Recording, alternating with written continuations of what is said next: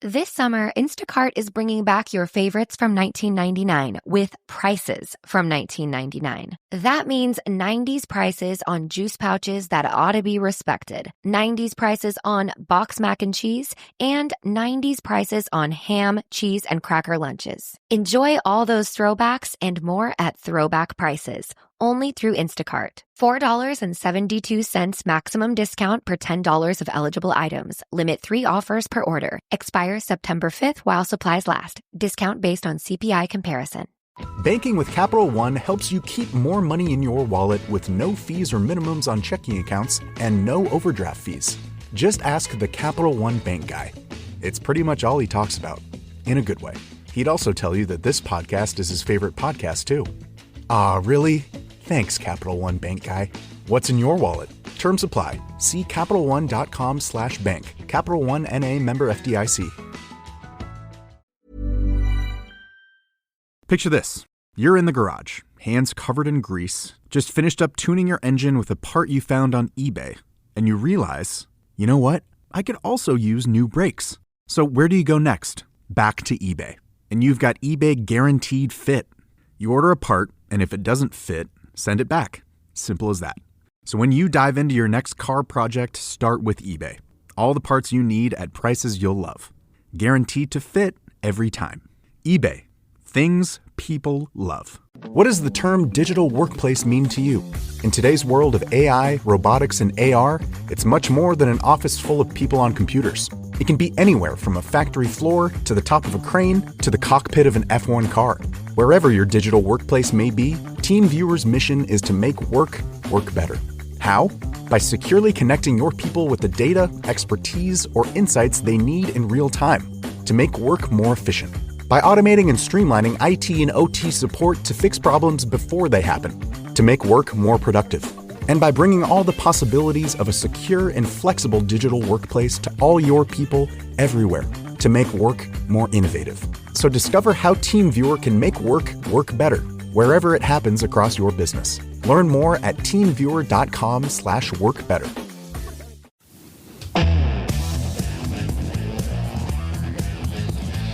This is the Daily Tech News for Tuesday, June 10th, 2025. We tell you what you need to know, follow up in the context of those stories, and help each other understand. Today, Dr. Niki explains why we want to edit the genomes of spiders, and Meta is reportedly going all in on superintelligence. Maybe they can team up.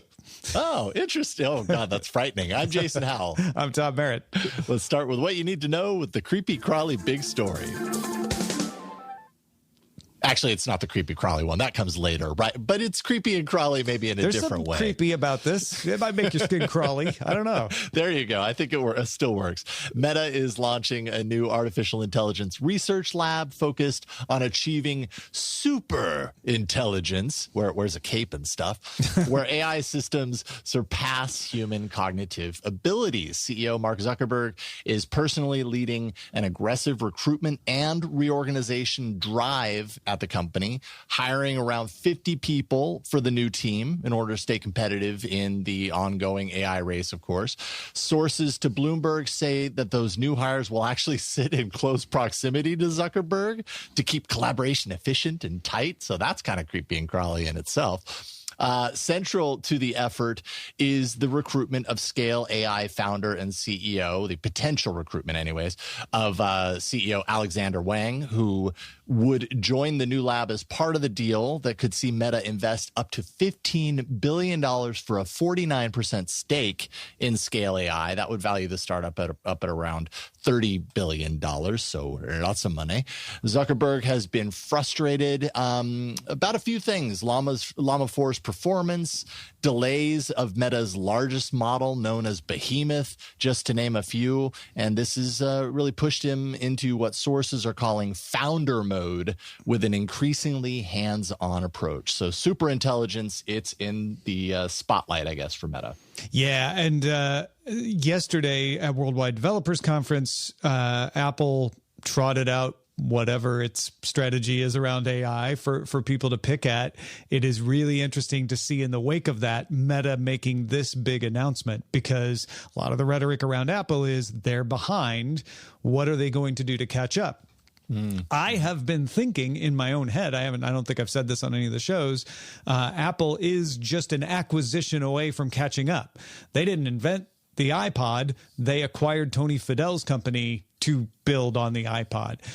They didn't invent Apple Silicon. They acquired PA Semi and then used that to develop Apple Silicon. So they have acquired a lot of AI companies, but maybe they just need to acquire one more. And here, the day after, is Meta doing that. Not acquiring Scale AI, but basically striking a big partnership to take advantage of Scale AI. And if you don't understand, Scale AI is the research arm that has the research arm that does the safety evaluation and alignment lab, SEAL.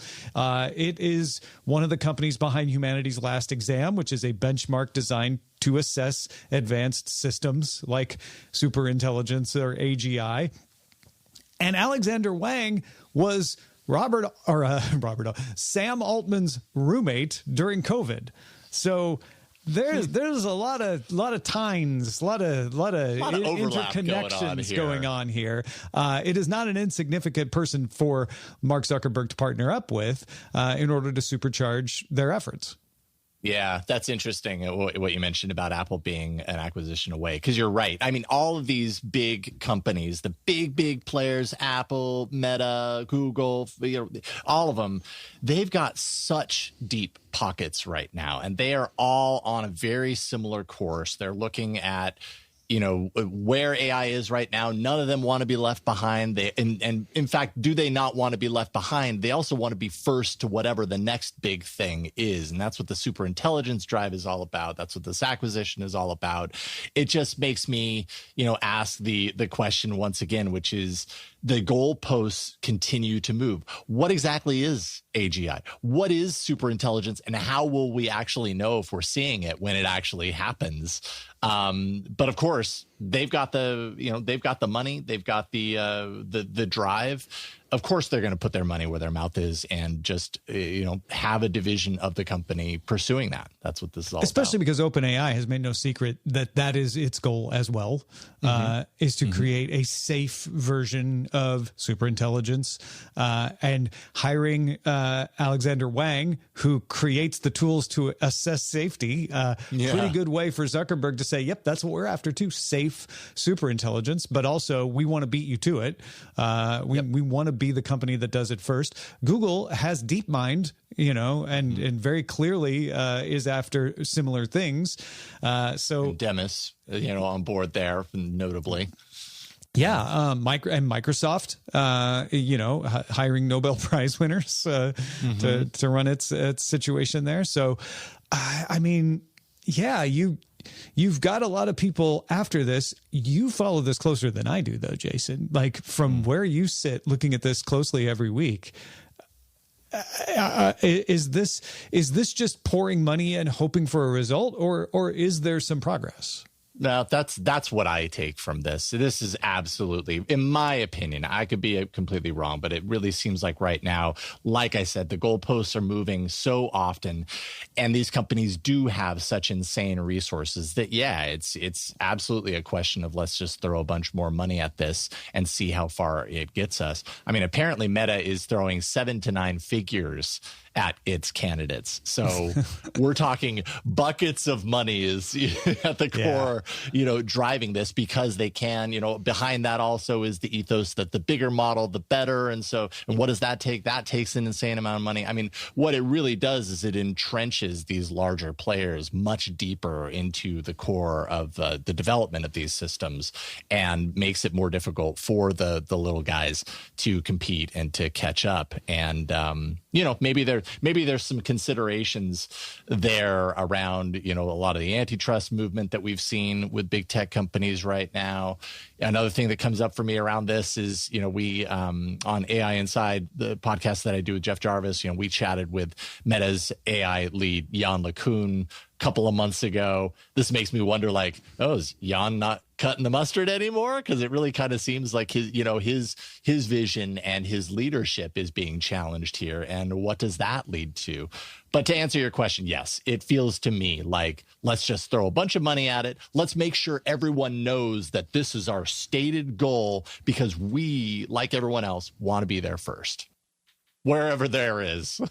The other part of this that I think is interesting is that Scale AI in February agreed to a 5-year partnership with the Qatari government to improve government services. In March, it reached a deal with the Department of Defense in the United States to develop the Thunder Forge project.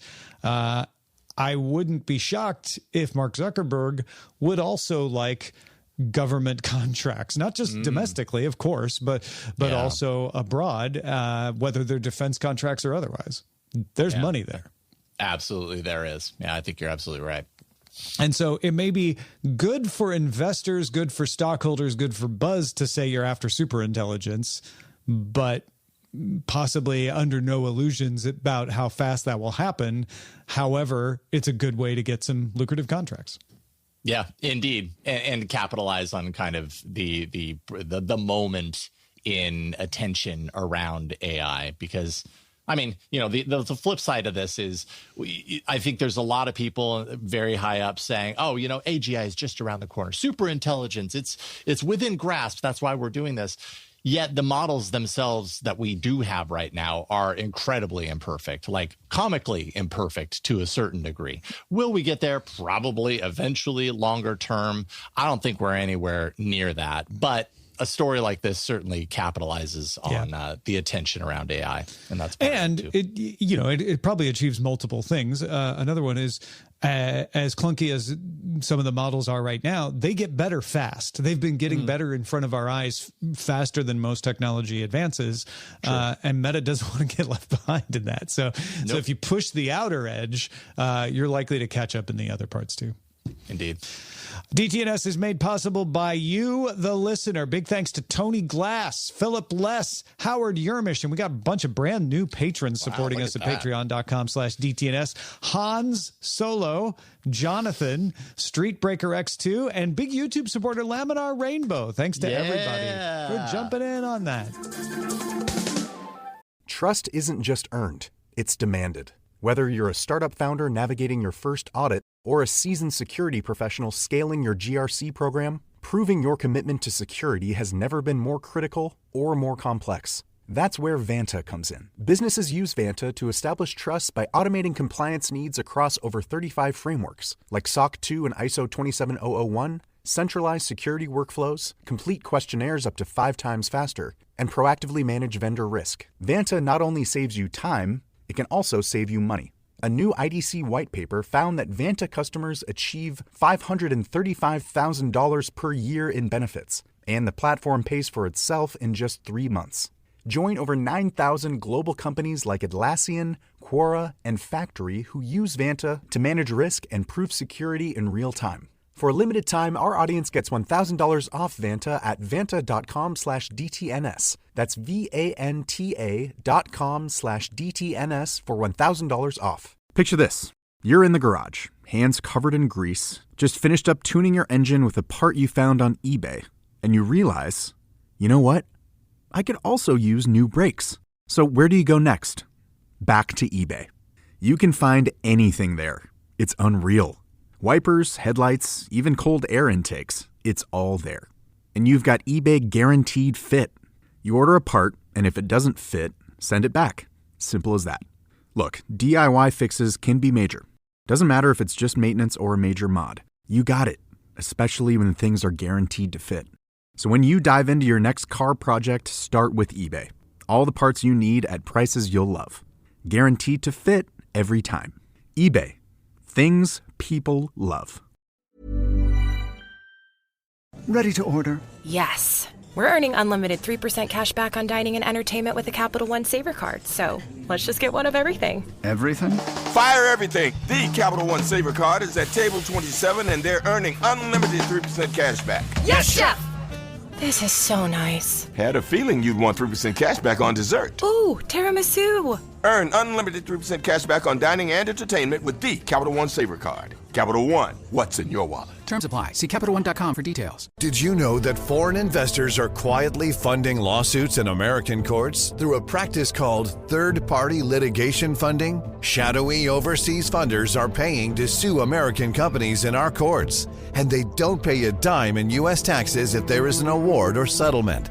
They profit tax-free from our legal system, while U.S. companies are tied up in court and American families pay the price, to the tune of $5,000 a year. But there is a solution. A new proposal before Congress would close this loophole and ensure these foreign investors pay taxes, just like the actual plaintiffs have to.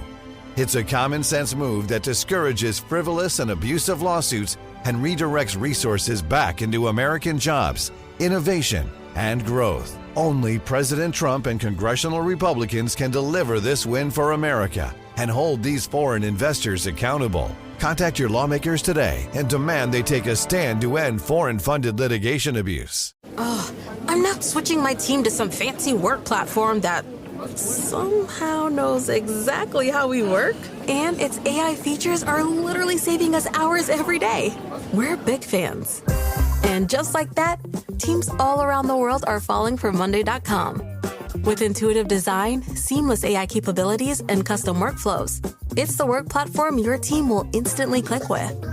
Head to Monday.com, the first work platform you'll love to use. All right, there's plenty more we need to know today. Let's get to the briefs. Yes, it's WWDC Hangover Day. Not that WWDC is over, but the keynote is always the big event. Keynote.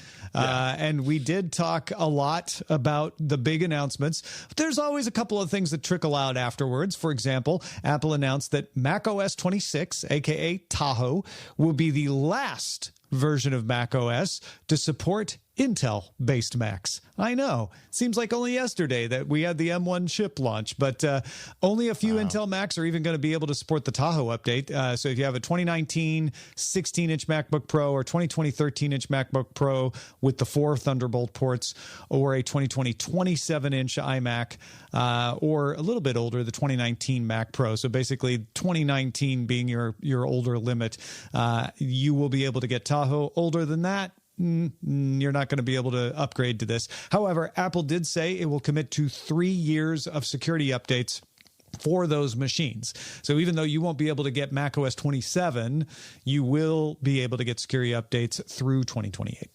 At least there's that. Wow. Intel fading. Like, yeah, you're right. It seems like only yesterday, but it was 5 years ago. But you know, this is one of those examples where really I see this all the time now, where the COVID gap came along. Oh, yeah. And it really has warped my perception of time, because there's like 2.5, 3 years there that feel like a completely different planet to me, you know. Yeah, no, you're absolutely right. I mean, part of it is just time speeds up the older we get, but I think I think that put a little extra pressure on the accelerator there for a couple of years. What are you saying? I'm old, Tom Merritt? No, only talking about myself. You are forever young, Jason Howell.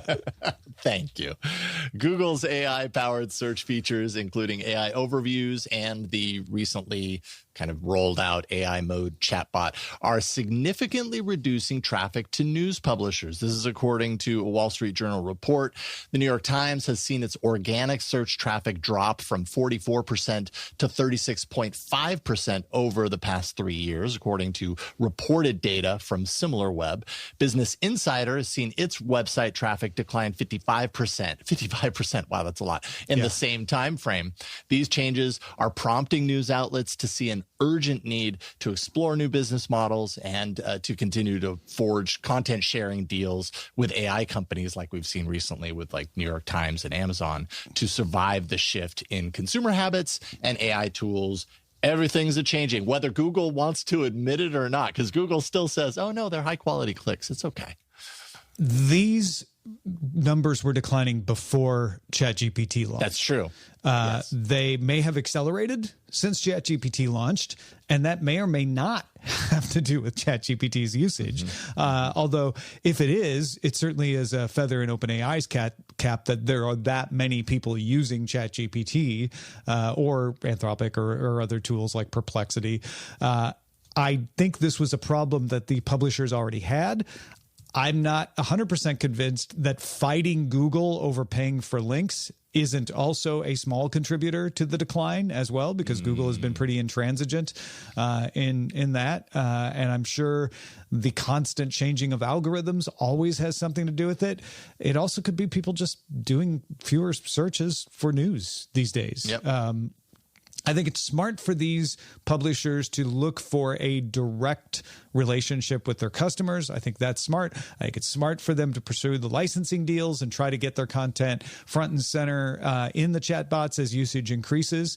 But I have to say, even as a podcaster, we notice, Jason, that you can't just expect people to find your podcast in a search and go to your website anymore. You have to be available on the platforms. So I imagine that has a lot to do with this as well. In fact, the fragmenting of platforms from X to Mastodon to Blue Sky makes it harder for these companies to create a cohesive strategy. Yeah, that's absolutely true. There's a lot of fragmentation and a lot of different like directional impacts. You know, it's hard to attribute it to one thing. I think the fact that this really, you know, covers the last 3 years is kind of the tell right there. It's like, okay, well, these tools haven't been around in the way that they are right now for the last 3 years. So there was something brewing prior to that. Which is not to say that it isn't part of the impact. Right, it almost certainly is a piece of the impact, but it's probably not the whole pie. Yeah, when you see that 55% decline, I'd be curious to drill down a little more and find out how much of that could you really attribute to the chatbots and how much of it is other factors. Business Insider put up a paywall, and I'm sure that cut down a lot of people going to Business Insider. Like certainly did for me. Absolutely. So, it did for me too. Yep. IBM announced plans to start building Starling, which the company claims will be the world's first large-scale error-corrected quantum computer to launch by 2028. If you're like, wait a minute, didn't Google say that they would do the same thing? Didn't some other companies say they would do the same thing? Yes, everybody's trying to be this, but IBM is the latest, and all of these efforts are slightly different. Cloud access is expected to become available by 2029. The machine will feature 200 logical qubits capable of performing 100 million consecutive logical operations with high accuracy, which would be a big improvement over current quantum computers that handle a few thousand operations before errors arise. So 200 qubits is pretty good. IBM's solution uses a low-density parity check code, requires 12 physical qubits per logical qubit, along with real-time error detection capabilities. If you know what that means, that will mean something to you. If not, just know that, you know, they're better at error checking. Beyond Starling, IBM has plans to build another. In fact, they've got a bunch. There's Loon in there. There's a Cockatoo. And then Blue Jay will have 2,000 logical qubits and be able to process 1 billion logical operations. They like the bird names at IBM. A lot of people still skeptical that these will even be commercially useful, but they are certainly progressing. Yeah. You know, again, it's kind of like Superintelligence. I guess you got to start somewhere. Yeah. And they'll be good for something, whether that something is, you know, a thing that an enterprise company will want to pay a lot for cloud access for, or whether it's more research oriented, remains to be seen. Yeah, long enough timeline. I'm sure it does amount to something. But, you know, again, it's that question mark of like, okay, yeah, but how long until that becomes the reality? We really have no clue. You know, again, they want to be where everybody else is going to be, too. It's very similar to the AI race right now. Sony announced that its PS5 DualSense controllers will receive a firmware update sometime this year that's going to enable support for multiple simultaneous Bluetooth connections. Users will be able to pair a controller with more than one device at a time. So like PS5, PC, smartphone, tablet, and that new functionality will bring switching seamlessly between those connected devices to the controller. That way you don't have to like repair every time you want to connect to a new device. No word on exactly when this new feature will roll out, though. Oh, repairing, not having to repair sounds wonderful to me. Yes. And it really shows that we are moving into a world where the Xbox and PS controllers are just becoming the controllers for everything, right? Because you can pair them with stuff, and so many things are interoperable with them. That's great. Love it. Shenzhen's Transsion, which is spelled with 2 S's, in case you're wondering, is the leading smartphone maker in Africa. If you've heard of brands like Tecno, Tecno, Infinix with an X at the end, itel, not an N in it, those are big brands on the subcontinent. Transsion has among those brands, half the smartphone market in African countries. And now it's trying to become the continent's dominant electric vehicle maker. Transsion introduced its Tank Volt e-bikes in Uganda in 2023 and is now announcing its expansion into Nigeria, Kenya, Tanzania, and Ethiopia. It's the number 3 EV maker by sales in the African market and expects to be the market leader by the end of next year. Bikes are among the cheapest you can get at about $1,500 US. They come with built-in or swappable batteries, and Transsion offers leases for the batteries as a service to encourage people to create third-party swapping stations. In fact, they've got one going in Tanzania with service in Uganda to start by the end of the month. The company owns the supply chain. So they manufacture the bikes, they distribute the bikes, like they go from making the bikes to giving them to the consumer and sell directly to consumers, which is a big advantage for Transsion. A lot of fleet customers are buying these, so you're getting a lot of governments, a lot of big companies buying them. Its big challenge will be expanding that charging and battery swap infrastructure. It faces stiff challenges from Benin's Spiro, Rwanda's Ampersand, and Ethiopia's Dodai. Transsion. Yeah, this is a company that I'm not super familiar with. When you see Android dominates the world market, Transsion is a big chunk of that because Android phones in African countries are pretty much dominant, and Transsion makes the majority of them. Yeah. Well, actually, when I was at Mobile World Congress in Barcelona, I'm sure I passed by the booth and didn't realize it, but I definitely checked out Tecno, which was another brand that you just mentioned. And, well, that's Transsion. So if you checked out Tecno, you checked out Transsion. Well, there you go. Tecno, Infinix, and itel are the 3 big brands under Transsion. You just never hear about Transsion. Now I get it. Yeah. Okay. Yeah. And I mean, I was actually really impressed by some of the stuff they had going on there. The Tecno Spark Slim, the super duper slim ceramic phone that they had was beautiful. Yeah. Cool stuff. They make really good phones at a smaller price point, and they focus on Africa. They dominate in Africa. Right. They're available elsewhere in the world. I think India is a big market for them too. But something that if you're in Europe and North America, you probably don't run into as often. Mm-hmm. Indeed. Microsoft is relocating its Build Developer Conference away from Seattle for 2026, ending a run of the conference in the company's home city that actually began back in 2017. All future reservations at the Seattle Convention Center have reportedly been canceled, though Microsoft hasn't yet announced where next year's Build 2026 will or might be held, or if it might, instead become an online event, whatever the case may be. Reports claim that security and safety issues related to the event being held in downtown Seattle are at least part of the reason behind this switch. And you might remember before this was moved to Seattle, the event was also held in Anaheim on Microsoft's campus and in San Francisco. So who the heck knows where it's going to end up? Maybe just online. If I had to bet, it won't be online. Well, it'll be online because they're all online, right, but it won't be only online. Right. I'm gonna put my money on Redmond. They're gonna just move it right back to the Microsoft campus because they want to keep it in the area, and that way they can impress developers with a little more tour. My number 2, my win place in the show would be, I don't know, maybe San Francisco. Maybe they'll get enticed back to San Francisco or Anaheim. I can't tell. It seems like it'd be one of those though. Yeah, agree. Threads is about to get its own direct message solution. Finally. Company is testing the new feature beginning this week. According to Mark Zuckerberg, users will finally be able to send DMs without leaving the platform to go to Instagram. If you're like, wait, you can DM on Instagram. Yes, now you won't have to go to Instagram. You can DM right from within Threads. New inbox will be accessible through an envelope icon in the app's navigation bar. Hong Kong, Thailand, and Argentina are the first places to get the new feature, with more markets to follow.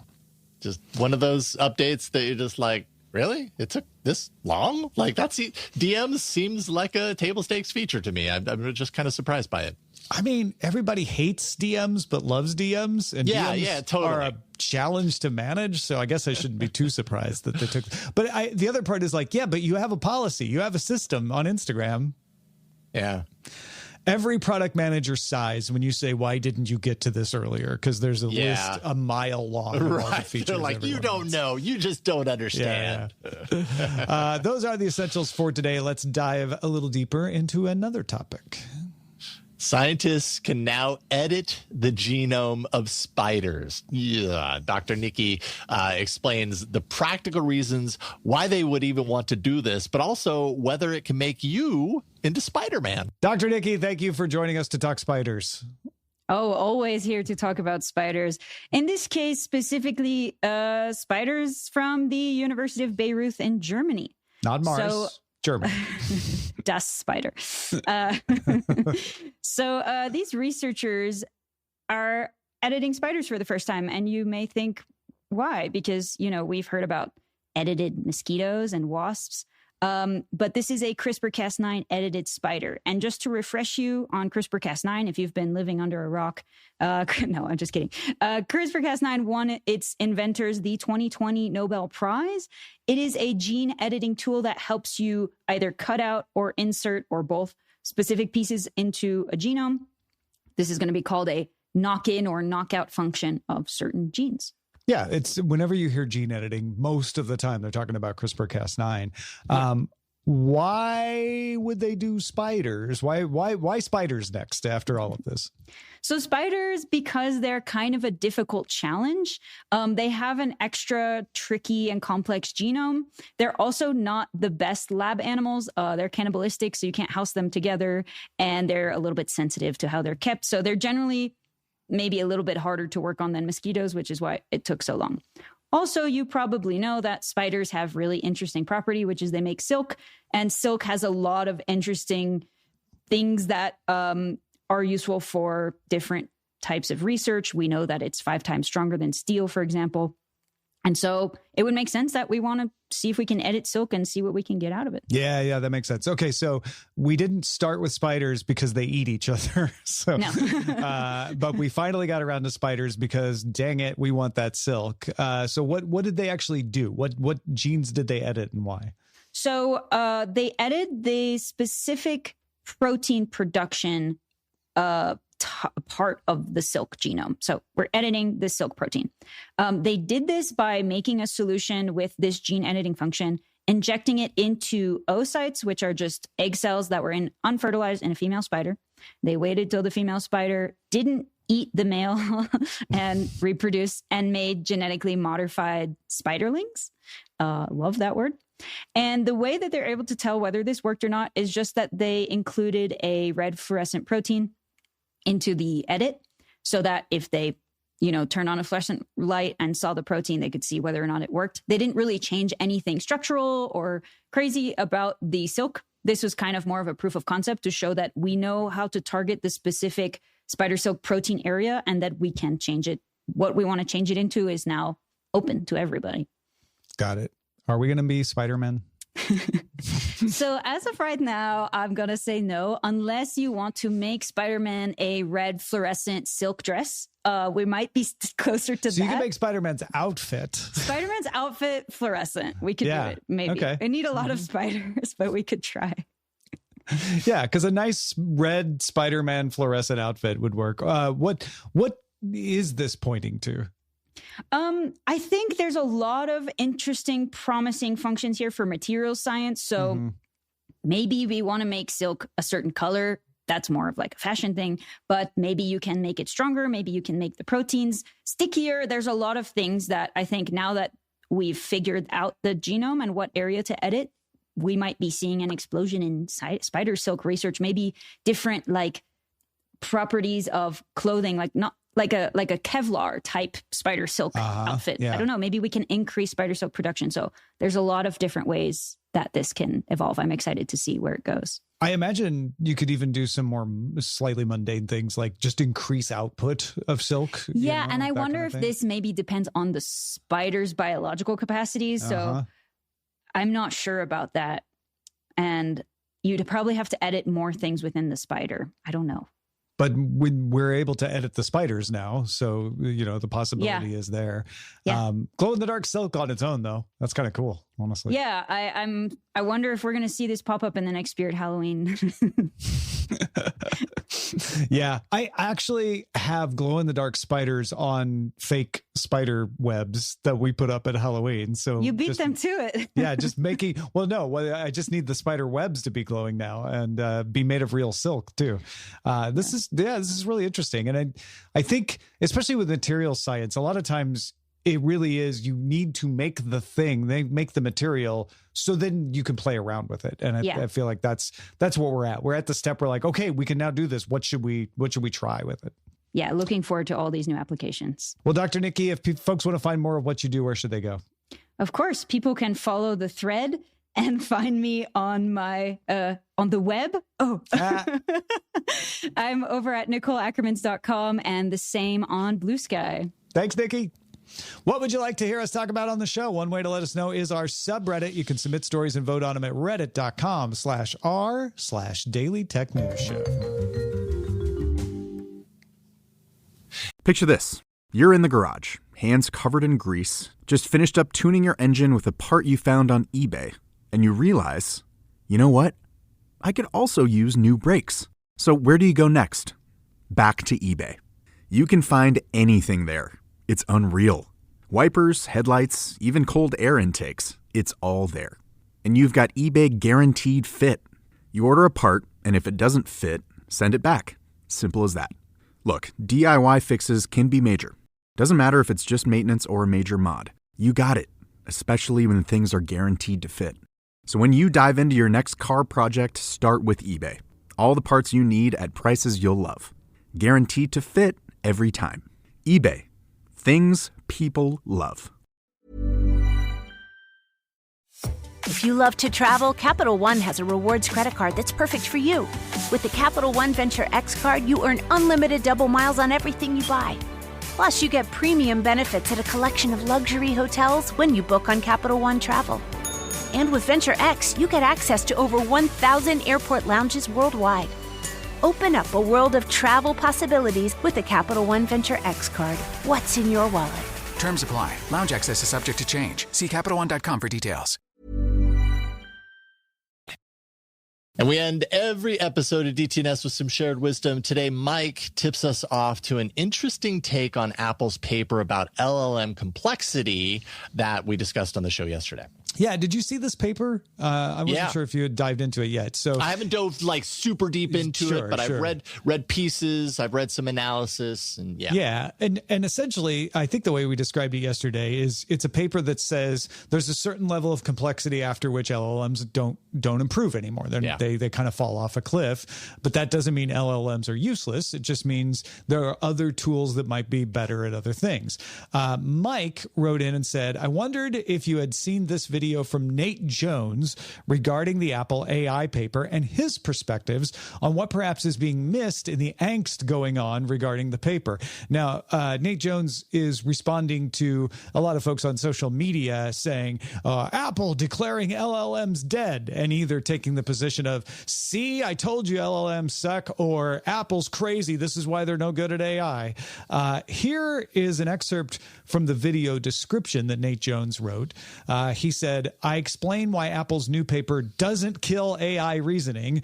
It simply shows that small models, stripped of tools and extra inference time, fail on very hard logic puzzles.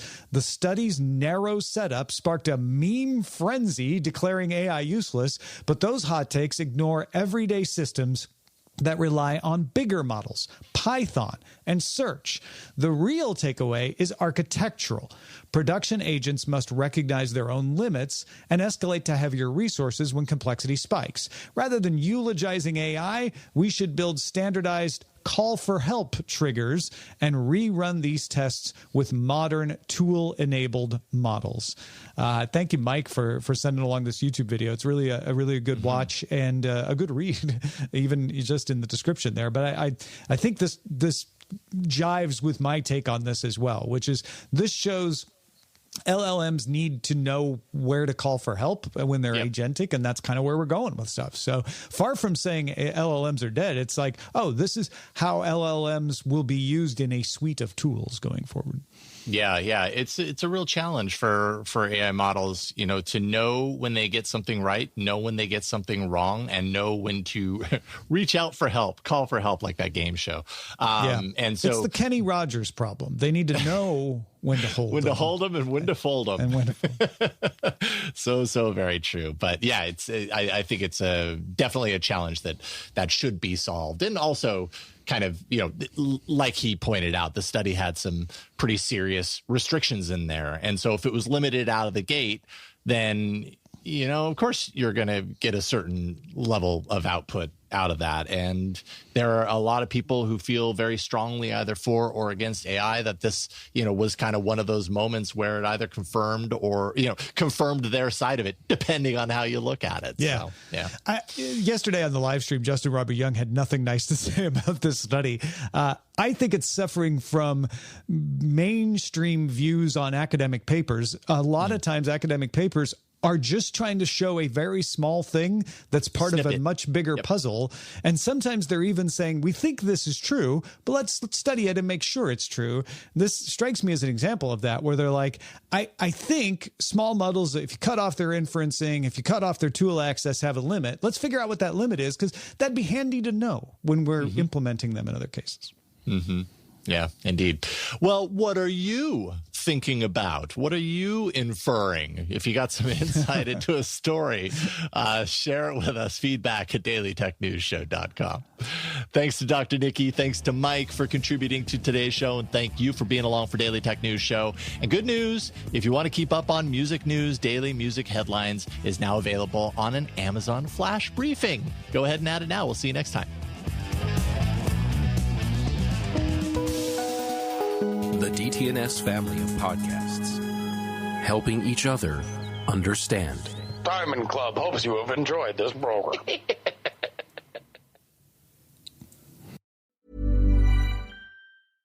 Ready to order. Yes. We're earning unlimited 3% cash back on dining and entertainment with a Capital One Saver card. So let's just get one of everything. Everything? Fire everything. The Capital One Saver card is at table 27, and they're earning unlimited 3% cash back. Yes, Chef!